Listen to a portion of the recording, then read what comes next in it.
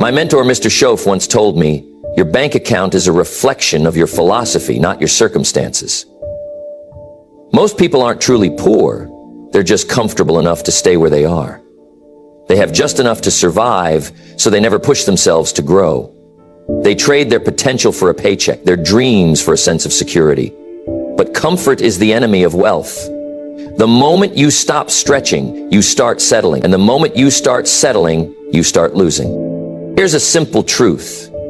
Money flows to where it's valued. If you manage it well, it will grow. But if you waste it, if you push it away, it will avoid you. Let me give you a secret. My mentor, Mr. Shoaff, said, learn to work harder on yourself than you do on your job. Once I got that, it turned my life around. He said, if you work hard on your job, you'll make a living.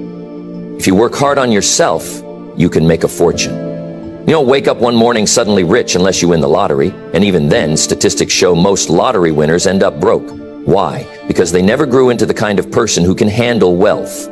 Money doesn't change you, it magnifies who you already are. If you have a broke mindset, millions of dollars won't make you rich for long. It'll just be a temporary stop before you return to where your thinking belongs.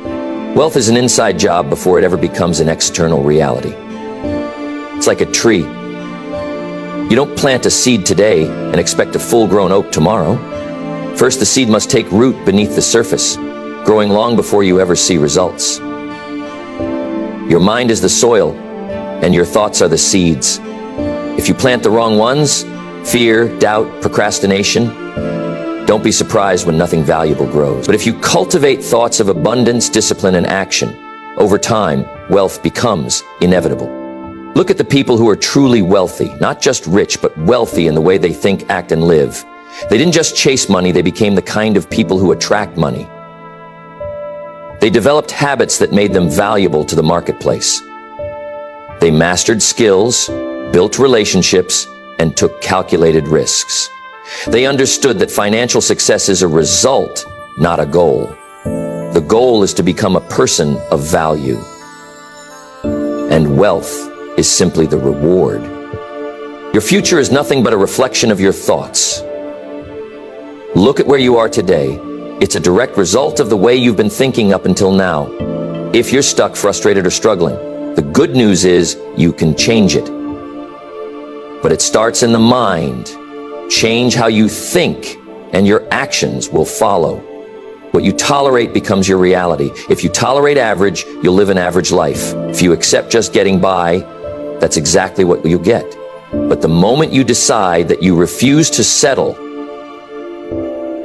that's when everything starts to shift. People who become wealthy don't just wish for it, they demand more from themselves. They demand discipline. They demand growth. They demand that they rise above their circumstances. And when you demand more, you create more. But here's where most people fail. They never leave their comfort zone. The comfort zone is a silent killer of potential, and it's where dreams go to die. Every breakthrough in wealth comes from stepping into the unknown, taking risks, and embracing discomfort. Growth never happens inside of what's familiar. If you want a different life, you have to be willing to do different things, think in new ways, and challenge yourself daily.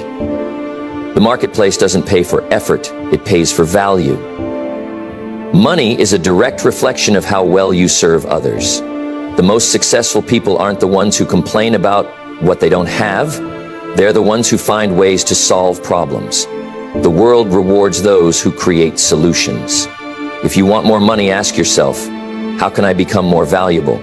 Because the moment you increase your value, the marketplace will reward you accordingly. And remember this, wealth is not something you find, it's something you grow into. Scarcity is an illusion and abundance is a choice. The world isn't short on opportunities, ideas, or resources.